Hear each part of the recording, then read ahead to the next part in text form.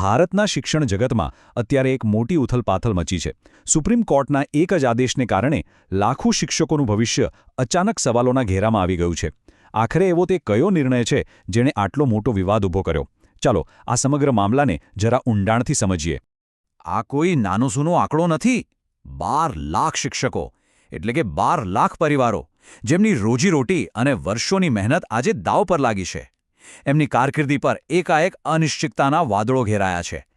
તો સવાલ એ જ છે કે અચાનક એવું તો શું થઈ ગયું કે આટલા બધા 12 લાખ શિક્ષકોની નોકરી જોખમમાં મુકાઈ ગઈ? આ બધા પાછળનું કારણ છે એક કાયદાકીય આદેશ. અને આ જ છે એ મુખ્ય કારણ. દેશની સર્વોચ્ચ અદાલત એટલે કે સુપ્રીમ કોર્ટનો એક ચુકાદો.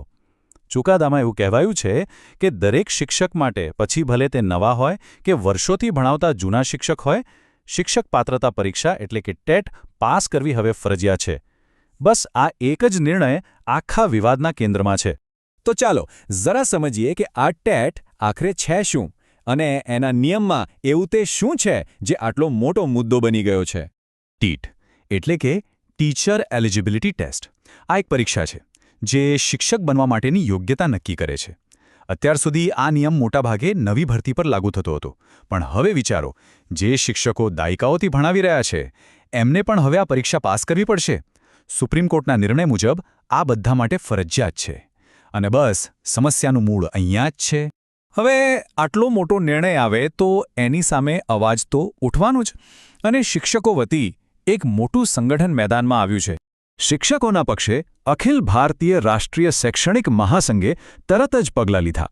તેમના પ્રતિનિધિઓ સીધા જ પહોંચ્યા કેન્દ્રીય શિક્ષણ મંત્રી શ્રી ધર્મેન્દ્ર પ્રધાન પાસે અને એમની સામે આ નિર્ણયની ગંભીર અસરો વિશે વિગતવાર રજૂઆત કરી. જુઓ, આ આખો મામલા 2 કાયદાકીય શબ્દો પર ટકેલો છે: પૂર્વવ્યાપી અસર અને ભાવિ અસર. સાદી ભાષામાં સમજીએ તો પૂર્વવ્યાપી અસર એટલે કોઈ નિયમ ભૂતકાળથી લાગુ કરવો, જ્યારે ભાવિ અસર એટલે નિયમ હવે પછી એટલે કે ભવિષ્યમાં થનારી બાબતો માટે જ લાગુ કરવો. મહાસંઘની આખી દલીલ આ 2 શબ્દો પર જ આધાર રાખે છે. એટલે મહાસંઘની માંગણી એકદમ સાફ અને સીધી છે. એમનું કહેવું છે કે આ નિયમ ભવિષ્યમાં થનારી નવી ભરતીઓ પર જ લાગુ થવો જોઈએ. જે શિક્ષકો આ નિયમ બન્યા પહેલાથી વર્ષોથી સેવા આપી રહ્યા છે તેમને એમાંથી સંપૂર્ણપણે મુક્તિ મળવી જોઈએ. એમની નોકરી સુરક્ષિત રહેવી જોઈએ. આ સમગ્ર મુદ્દો એક બહુ મોટા સવાલ પર આવીને ઊભો રહે છે. શું વર્ષોનો અનુભવ વધુ મહત્વનો છે કે પછી એક પ્રમાણિત પરીક્ષા પાસ કર્યાની લાયકાત? અને મહાસંઘનો જે ડર છે એ પાયાવિહોણો નથી. જરા કલ્પના તો કરો, જે શિક્ષકે પોતાની આખી જિંદગી વિદ્યાર્થીઓને ભણાવવામાં વિતાવી દીધી, એમને આ ઉંમરે નોકરી ગુમાવવાનો ભય સતાવે. એટલું જ નહીં, પ્રમોશન અને બીજા લાભો પણ અટકી શકે છે. આ એક વાસ્તવિક અને બહુ મોટી ચિંતા છે. ખબર તો મહાસંઘે તો પોતાની વાત સરકાર સામે મૂકી દીધી છે. તો હવે સરકારનું શું વલણ છે અને આ મામલે આગળ શું થઈ શકે છે? એક રાહતની વાત એ છે કે કેન્દ્રીય શિક્ષણ મંત્રીએ મહાસંઘની રજૂઆતને ગંભીરતાથી સાંભળી છે. તેમણે અધિકારીઓને આ મામલાની પૂરેપૂરી તપાસ કરીને યોગ્ય કાર્યવાહી કરવાનો આદેશ પણ આપ્યો છે. આ એક આશાસ્પદ પગલું ચોક્કસ છે, પણ લાખો શિક્ષકોના ભવિષ્યનો અંતિમ નિર્ણય હજી આવવાનો બાકી છે.